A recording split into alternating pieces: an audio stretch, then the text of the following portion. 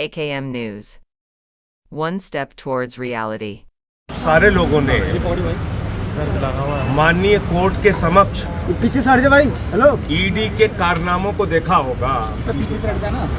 कि देश की प्रमुख जांच एजेंसी जो अपने आप को सबसे बड़ा सूरमा मानती है, वो दिल्ली के तथाकथित शराब घोटाले के मामले में किस प्रकार का खेल कर रही है। मतलब एक एक्यूज का नाम सर्वेश मिश्रा से सर्वेश गुप्ता लिख दिया,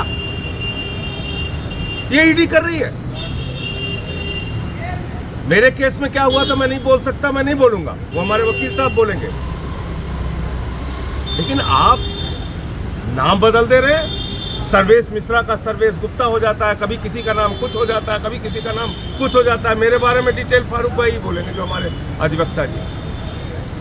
20,000 पन्ने आपने गायब कर रखे, अनरिलायड अपॉन डॉक्यूमेंट छिपा के क्यों रखा है? उन 20,000 पन्नों को दिखाओ, देश की जनता जानना चाहती है। माननीय अदालत के सामने रखिए। आप थोड़ी तय करेंगे कौन दोषी है कौन नहीं है। आपकी जिम्मेदारी है जांच करो और सारे कागजात और तथ्य माननीय न्यायालय के सामने रखो। अगर तुम न्यायालय के सामने 20,000 पन्ने नहीं रख रहे हो, इसका मतलब आपके मन में खोट है और आप सच सामने लाना नहीं चाहते। दूसरी बात, 600 पन्ने चार्जशीट के गायब कर दिए आपने। एक दरोगा थाने का अगर चार्जशीट बनाता है, 10 बार चार्जशीट के पन्ने को पढ़ता है। ये ईडी है? मजाक कर रहे हैं? 600 पन्ने गायब।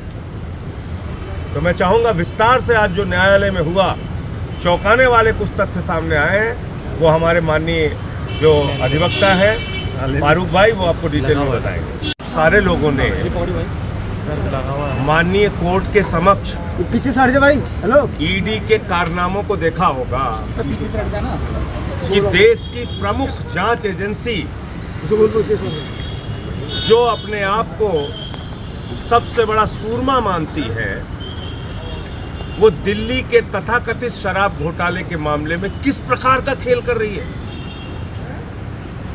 मतलब एक एक्यूज का नाम सर्वेश मिश्रा से सर्वेश गुप्ता लिख दिया, ये ईडी कर रही है।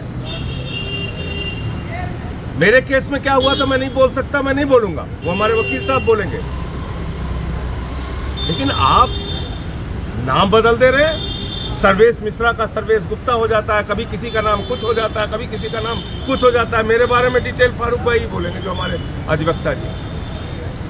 20,000 पन्ने आपने गायब कर रखे, अनरिलायड अपॉन डॉक्यूमेंट छिपा के क्यों रखा है? उन 20,000 पन्नों को दिखाओ, देश की जनता जानना चाहती है। माननीय अदालत के सामने रखिए।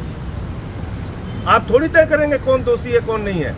आपकी जिम्मेदारी है जांच करो और सारे कागजात और तथ्य माननीय न्यायालय के सामने रखो। अगर तुम न्यायालय के सामने 20,000 पन्ने नहीं रख रहे हो, इसका मतलब आपके मन में खोट है और आप सच सामने लाना नहीं चाहते। दूसरी बात, 600 पन्ने चार्जशीट के गायब कर दिए आपने। एक दरोगा थाने का अगर चार्जशीट बनाता है, 10 बार चार्जशीट के पन्ने को पढ़ता है। ये ईडी है? मजाक कर रहे हैं? 600 पन्ने गायब। तो मैं चाहूंगा विस्तार से आज जो न्यायालय में हुआ, चौंकाने वाले कुछ तथ्य सामने आए हैं, वो हमारे माननीय जो अधिवक्ता है फारूक भाई, वो आपको डिटेल में बताएंगे।